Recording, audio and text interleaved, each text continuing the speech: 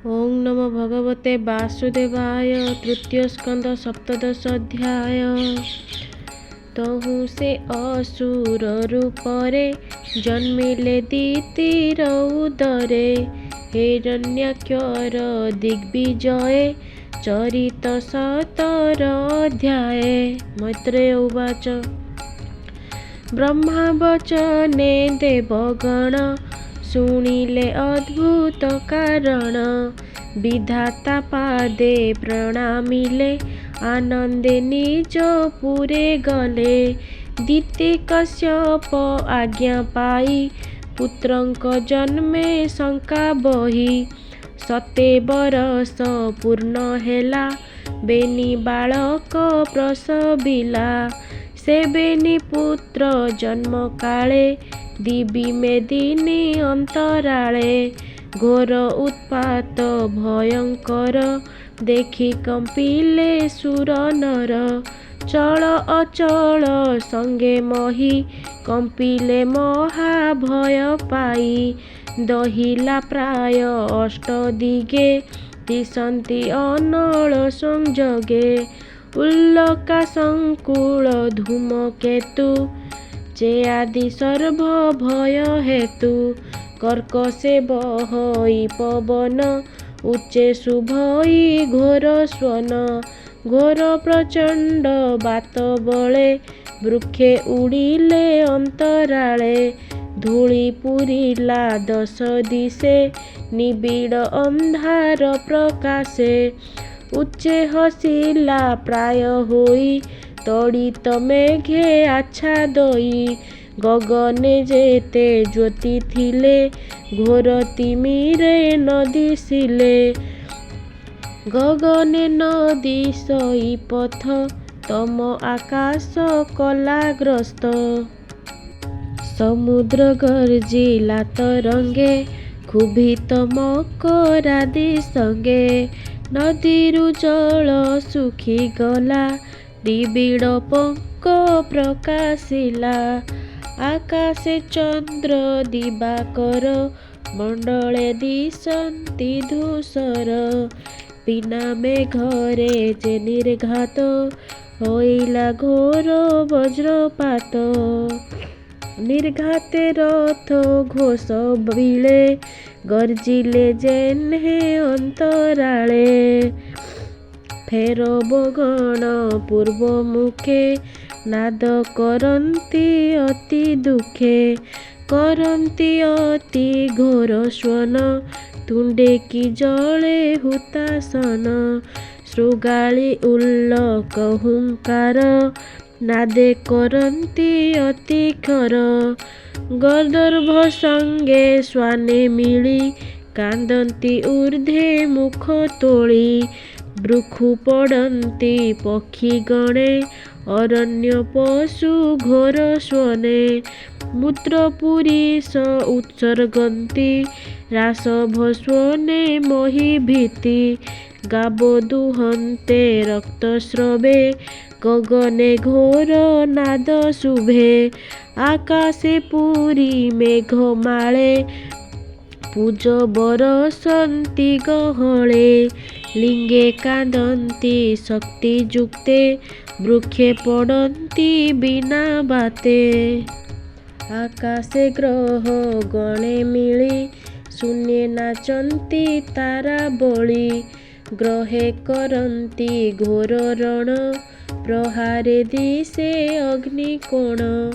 उत्पात देखि गुरुतरे प्रजाए कंपिले निर्भरे। सनक आदि चारि भाई बिना न जाने तत्व केही। विश्व संसारे महात्रासे सृष्टि प्रलय प्राय दिशे।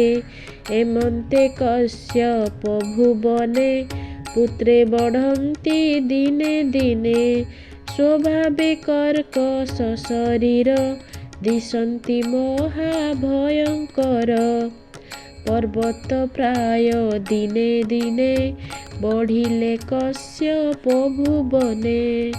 सिरे किरीट हेममये যে গগন কিবা ছুঁয়ে রবি কি জিনি কটি মাঝে সুবর্ণ মেখলা বিরাজে অঙ্গদ আদি সোহে হস্তে নিত্যে ধাবন্তি শূন্য পথে গৃহে চালন্তে ঘোর নাদে মহি কম্পই বাজি পাদে এমন্ত পুত্রଙ୍କର গতি দেখি কଶ୍ୟପ ପ୍ରଜାପତି ନାମକରଣ ହୋମ କଲା ବେନି ପୁତ୍ରଙ୍କ ନାମ ଦେଲା ବଜ୍ର କଠିନ ଦେଖି ବପୁ ବୋଇଲା ହିରଣ୍ୟକଶିପୁ ତାର ଅନୁଜ ତହୁଁ ଦକ୍ଷ କଳ୍ପିଲା ନାମ ହିରଣ୍ୟାକ୍ଷ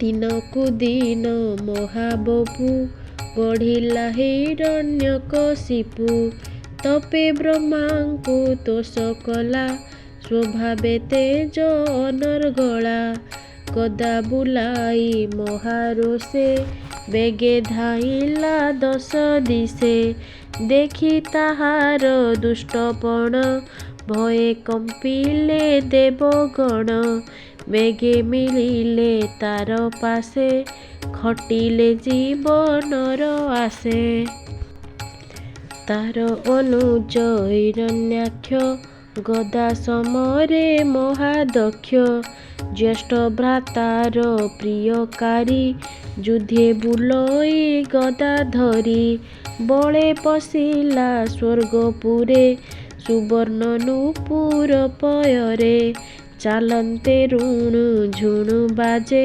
କୁସୁମ ମାଳା ଗଳେ ସାଜେ କନ୍ଧେ ପକାଇ ଗଦାବର କିୟ ବା ଦେବା ପଟାନ୍ତର ତାର ଗମନ ଅତି ବେଗେ ଅତି ଉତ୍କଟ ମର୍ତ୍ତ ଗର୍ବେ ଦେଖି ପାଳନ୍ତି ରିପୁଯୁଥେ ନିର୍ଭୟେ ଭ୍ରମଇ ଜଗତେ ଦେବେ ତାହାର ରୂପ ଦେଖି ଭାଜିଲେ ତ୍ରିଦିବ ଉପେକ୍ଷୀ ଆକାଶ ତେଜି ଦେବ ଗଣେ ଭୟେ ଲୁଚିଲେ ଘୋର ବଣେ ବନେ ଲୁଚିଲେ ତାର ଦର୍ପେ ଗରୁଡ଼ ଭୟେ ଜେନେ ସର୍ପେ ସ୍ୱର୍ଗେ ପଶିଲା ବେଗେ ଯାଇ ଦେଖିଲା ସ୍ୱର୍ଗେ ଲୋକ ନାହିଁ ଦେବତା ଇନ୍ଦ୍ର ରାଜ୍ୟ ତୁଲେ ସର୍ବ ସମ୍ପଦ ଛାଡ଼ି ଗଲେ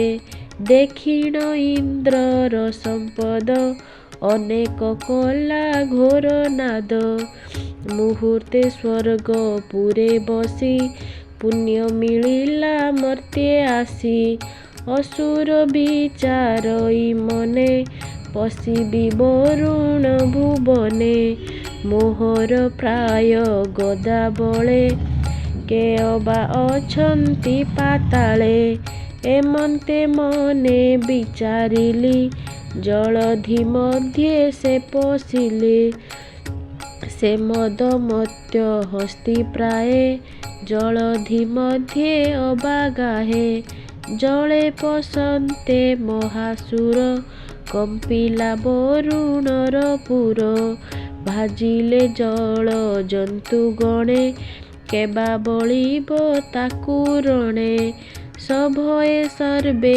ପଳାଇଲେ ଗଭୀର ଜଳେ ସେ ପଶିଲେ ଏମନ୍ତ ବରୁଣ ଭୁବନେ ବହୁ ବରଷ କୋପ ମନେ ସେ ବିଭାବରୀ ନାମେ ପୁରୀ ତା ମଧ୍ୟେ ବିଚରଣ କରି ଭ୍ରମଇ କରେ ଗଦାଧର କେ ତାକୁ ସମରେ ଉଭାରି ତାର ନିଶ୍ୱାସ ବାୟୁ ବେଗେ ବହୁତ ରଙ୍ଗ ଜଳ ଭାଗେ ସେ ଲୌହମୟ ଗଦା ନେଇ ତାହା ଉପରେ ପ୍ରହାରଇ ରାତ୍ରି ଆଗମେ ଏକ ଦିନେ ମିଳିଲା ବରୁଣ ଭୁବନେ ଅଳପ ହସି ଉପହାସେ ପ୍ରଣାମ କରି ତାର ପାଶେ ନିଚ ଜନଙ୍କ ପ୍ରାୟ ହୋଇ ବୋଲଇ ସ୍ଥିରେ କର ଦେଇ ହେ ରାଜା ଶୁଣ ମୋର ବୋଲ ତୁ ଯୁଦ୍ଧ କର ମୋର ତୁଲ କପାଳ ଶିରୋମଣି ତୋର ମହିମା ମୁହିଁ ଜାଣି ତୁ ଧର୍ମଧାତା ମଧ୍ୟେ ମେରୁ ବୀରମାନଙ୍କ ଦର୍ପ ଚୁରୁ ମୋହର ଦର୍ପ ଏବେ ହର ସୁଖେରା ଯୋଶୀ ଜାଗ କର ଏମନ୍ତ ଶୁଣି ତା ବଚନ ଜଳଧିପତି କୋପେ ଛନ୍ୟ ପୁଣି ସେ କୋପ କରି ସ୍ଥିର କହଇ ବଚନ ମଧୁର ବୋଲେ ଶୁଣ ଭ ବୀରମଣି ମୁଁ ତୋର ରିପୁ ନହେ ପୁଣି ତୁ ବୀର କହୁ ମୋର ହିତେ ମୁଁ ତତେ ଯୁଝିବି କେମନ୍ତେ ତୁ ମହାବୀରଙ୍କର ବୀର ମୋ ବୋଲେ କୋପ ତୁ ସଂହର ବୀର ରହ ଦିନା କେତେ ଇଚ୍ଛା ତ ଯେବେ ଯୁଦ୍ଧ ଅର୍ଥେ ତୁ ଯୁଦ୍ଧ ମାର୍ଗରେ ନିପୁଣ ତବୁ ତୁଲେ ସମ ନାରାୟଣ ତୁ ବୀର ଋଣେ ସୁପଣ୍ଡିତ କେ ଋଣେ ତୋଷୀ ବତ ଚିତ୍ତ କେବଳ ପୁରାଣ ପୁରୁଷ ସେ ବିଷ୍ଣୁ କରି ପାରେ ତୋଷ ତତେ ମାରିବେ ସେ ସମରେ ତୁ ପୁଣି ସଂଗ୍ରାମ ଭୂମିରେ ବୀର ଶୟନେ ତୁ ଆନନ୍ଦେ ଶୋଇବୁ କୁକୁରଙ୍କ ମଧ୍ୟେ ସେ ରୂପ ବହେ ଏ ଜଗତେ ତୋହର ପ୍ରାୟ ଦୁଷ୍ଟ ଯେତେ ତାହାଙ୍କ ଗର୍ବ ଜୁର କରେ ସଂସାର ହିତେ ସେ ବିହରେ ଏମନ୍ତ ଅସୁରକୁ କହି ମନେ ଚିନ୍ତଇ ଭାବଗ୍ରାହୀ ସେ ହରି ଚରଣାର ବିନ୍ଦେ ସୁଜନେ ପ୍ରଣାମ ଆନନ୍ଦେ ତୃତୀୟ ସ୍କନ୍ଧେ ଭାଗବତ କହଇ ଦାସ ଜଗନ୍ନାଥ ଇତି ଶ୍ରୀମଦ୍ଭାଗବତେ ମହାପୁରାଣେ ପାରମହଂସ୍ୟାଂ ସଂହିତାୟାଂ ତୃତୀୟ ସ୍କନ୍ଧେ ହିରଣ୍ୟାକ୍ଷ ଦିଗ୍ବିଜये ସପ୍ତଦଶ ଅଧ୍ୟାୟ।